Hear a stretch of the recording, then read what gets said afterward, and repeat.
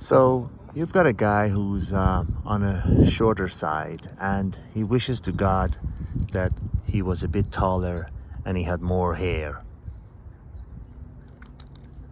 And then you show him a guy that's 6'2", perfect chiseled face, a full head of hair, and you ask him, would you like to be him? He goes, well, yeah, looks perfect.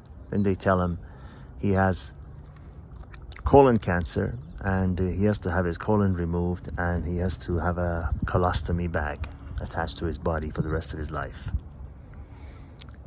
Would you rather have that and his height and his hair along with his cancer, or would you want to be thankful for what you have now? He immediately kneels down and says, thank you, God, thank you, God, thank you, God. I am sorry for complaining about my height and my lack of hair. In another situation, a show guide says, I wish I was a rich man's son, or had some huge amount of money where I didn't have to worry about working all my life for the rest of my life. And they show him someone like, this is not political, but someone like Hunter Biden. His father was the vice president, and then his father was the president. Yet this guy could not be in a worse situation. He is addicted to every drug you can imagine. He has embarrassed himself publicly and privately. He has slept with his dead brother's wife. He has made a stripper pregnant. And he's got pictures all over the world, published all over the world, of him smoking a crack pipe and just in a mess.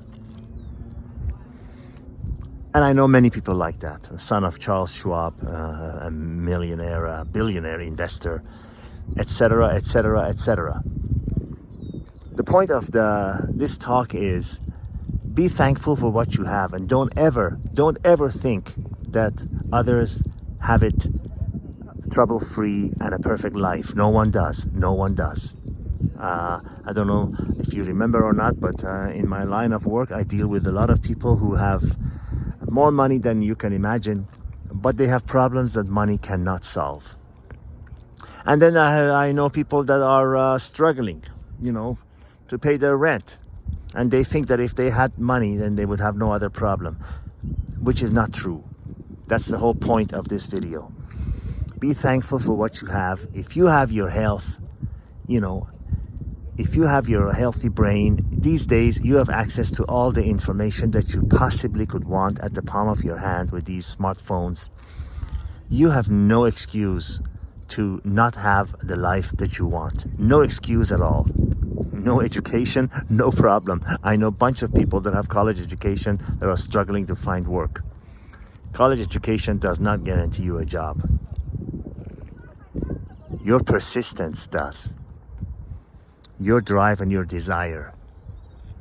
If you're living the life that you want, if you're living the life that you love, if you're doing what you love every day that you wake up, you're a success, regardless of the zeros in your bank account. And if you wake up and you're miserable, even if you're a surgeon and you're going to your work but you hate what you're doing, then you are a failure. You see what I'm saying? Again, I know both people in that category, so I'm not just pulling this out of my sleeve. I'm telling you from actual facts.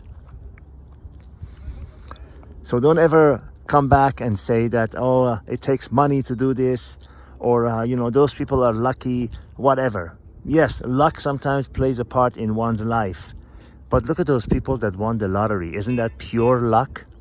And why is it that after just a few short years, they're either in jail, dead, or they wish they had never won it? Why is that? Isn't that the ultimate in luck if you win the lottery? All you have to do is make a decision to be grateful first and foremost for all the blessings that you have. And believe me, you have a lot. No matter who you are, no matter where you live, you have a lot of blessings. Even if you just wake up and you have your eyesight and your 4 limbs, you already are ahead of many other people. So if you're wasting your life playing video games, watching meaningless sports, or any other thing, if you're wasting the one asset that is most precious to every human being than anything else, and that is your time, whose fault is that besides you? Do not waste your time. That was my other video, and this is a continuation of that.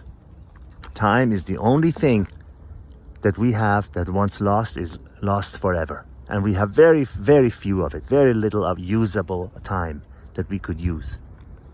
It's up to you to use it wisely. We all have 24 hours in a day. A homeless person on a street and a billionaire in his ivory tower.